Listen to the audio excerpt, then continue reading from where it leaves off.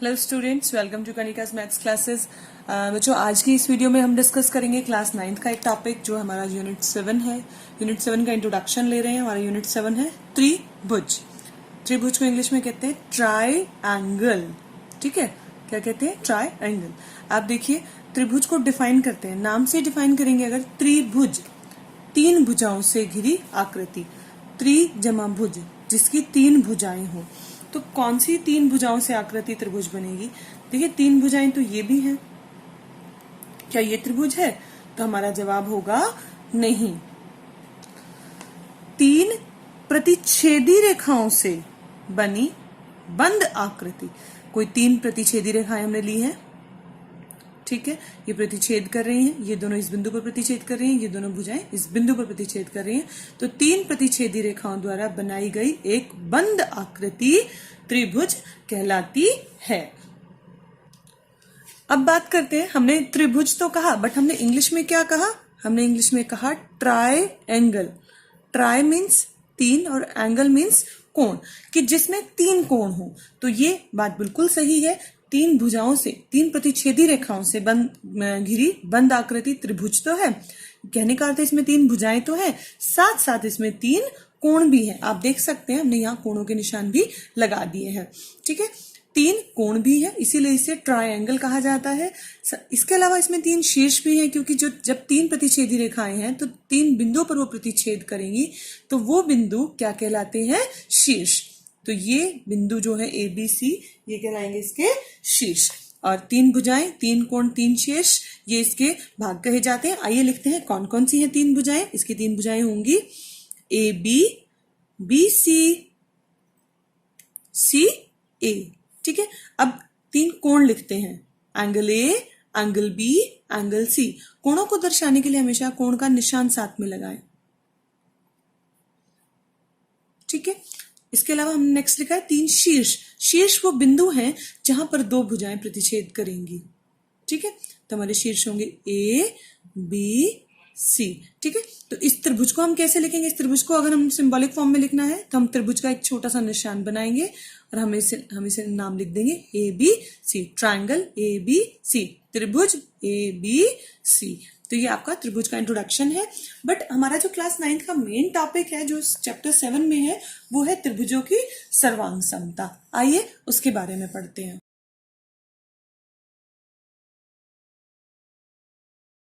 आइए बात करते हैं त्रिभुजों की सर्वांग समता की। तो शब्द से पहले आप समझिए, त्रिभुज के बारे में तो आपने जान लिया, बट सर्वांग समता क्या है? आपको ध्यान होगा, आपने अपने लाइफ में, आप अपने दैनिक जीवन में बहुत सारी एक जैसी चीजें देखते हैं, जैसे कि एक जैसे दो साबुन,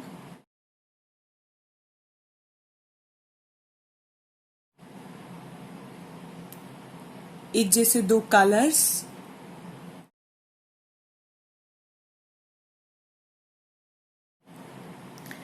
एक जैसे एक ही डिब्बी के दो चौक,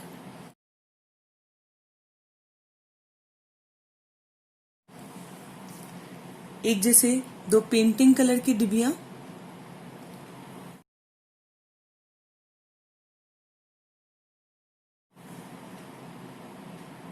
एक ही पैकेट के दो स्केच पेन,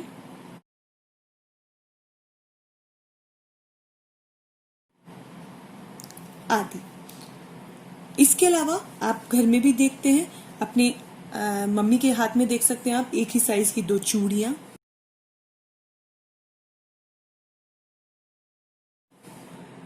एक ही साल में बने दो सिक्के,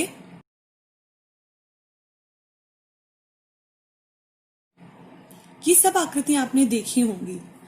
आपने अपनी कॉपी या किताब के पेजेस भी देखे होंगे। जब आप अपनी बुक का एक पेज दूसरे पेज पर ढकते हैं तो क्या आपको नीचे का पेज नजर आता है? तो हमारा जवाब होगा नहीं, हमें नीचे का पेज नजर नहीं आता है। तो ऐसी आकृतियों को हम क्या कहते हैं? जो एक दूसरे को पूर्णतः रूप से ढक ले।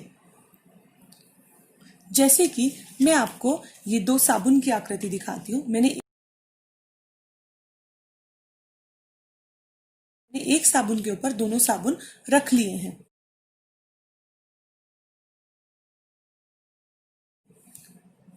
तो क्या आपको नीचे वाला साबुन दिखाई दे रहा है?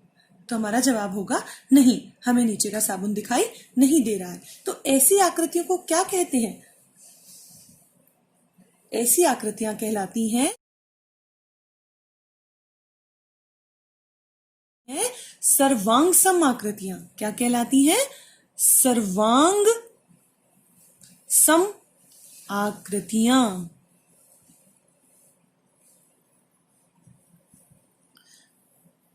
सर्वांग सम से क्या अर्थ निकलता है? देखिए, शब्द से अर्थ निकालिए। सर्वांग सम, सर्वांग जमा सम। अब सर्वांग को बांटते हैं।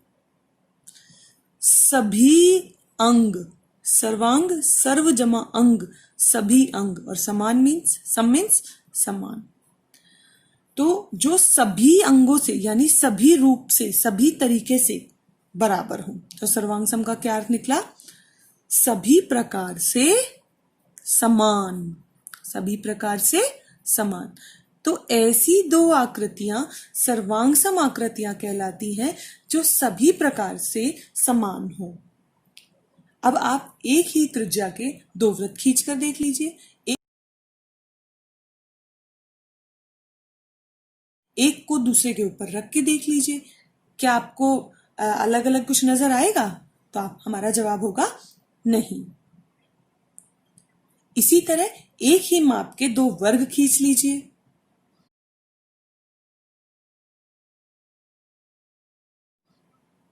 एक वर्ग को दूसरे वर्ग पर रखकर देखिए, क्या आपको नीचे वाला वर्ग नजर आएगा?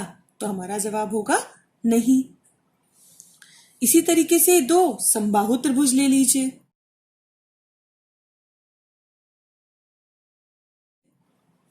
जिनकी भुजाओं के माप बराबर हो, तो हमें दो अलग अलग नहीं बल्कि एक ही त्रिभुज नजर आएंगे अगर हम एक को दूसरे के ऊपर रखें। क्या आपने कभी देखा है जब बर्फ की ट्रे, आप फ्रिज में जो बर्फ जमाते हैं उसकी जो ट्रे है उसमें सभी जो बर्फ के टुकड़े निकलते हैं वो सभी एक ही साइज के होते हैं।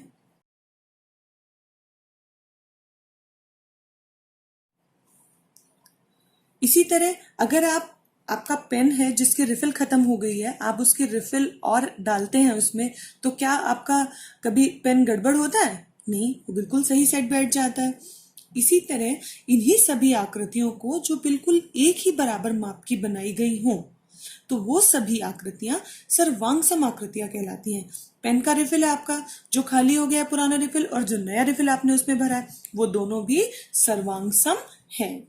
तो ये सभी जो वस्तुएं हैं ये सर्वांग समता के आधार पर ही बनाई जाती हैं।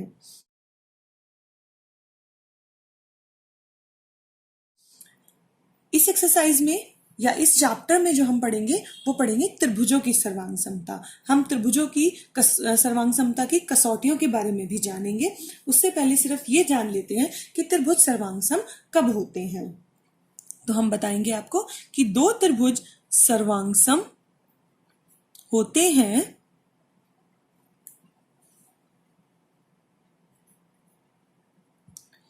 यदि एक त्रिभुज की भुजाएं और कोण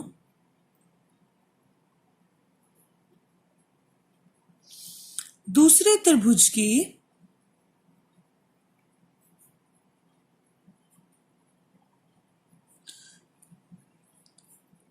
संगत भुजाएं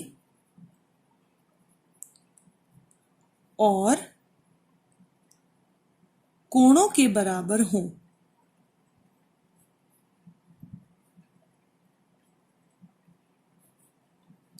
तब हम उन दोनों त्रिभुजों को क्या कहते हैं? सर्वांग सम त्रिभुज। देखिए, त्रिभुज के अंग क्या हैं? भुजाएं और कोण। तो अगर तीनों भुजाएं और तीनों कोण बराबर हैं तो वो त्रिभुज होंगे सर्वांग सम। आइए आकृति से इसे समझते हैं।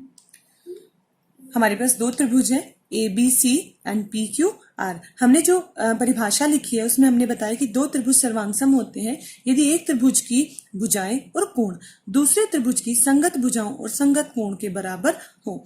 यहाँ संगत का अर्थ क्या है, देखिए ध्यान से। अगर हम लेते हैं त्रिभुज ए बी सी और इधर लेते हैं त्रिभुज पी क्यू आर, तो एंगल ए के संगत होगा एंगल पी, बी के संगत होगा क्यू और सी के संगत होगा आर।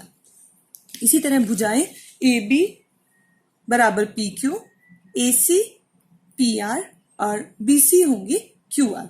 अगर दोनों त्रिभुजों के संगत कोण और संगत भुजाएं बराबर हैं तो उस स्थिति में हम कहेंगे कि ये दोनों त्रिभुज सर्वांगसम हैं। और त्रिभुजों की सर्वांगसमता के लिए हम जिस चिन्ह का प्रयोग करते हैं वो है ये। हम कहेंगे त्रिभुज एबीसी सर्वांगसम त्रिभुज पी क्यू आर।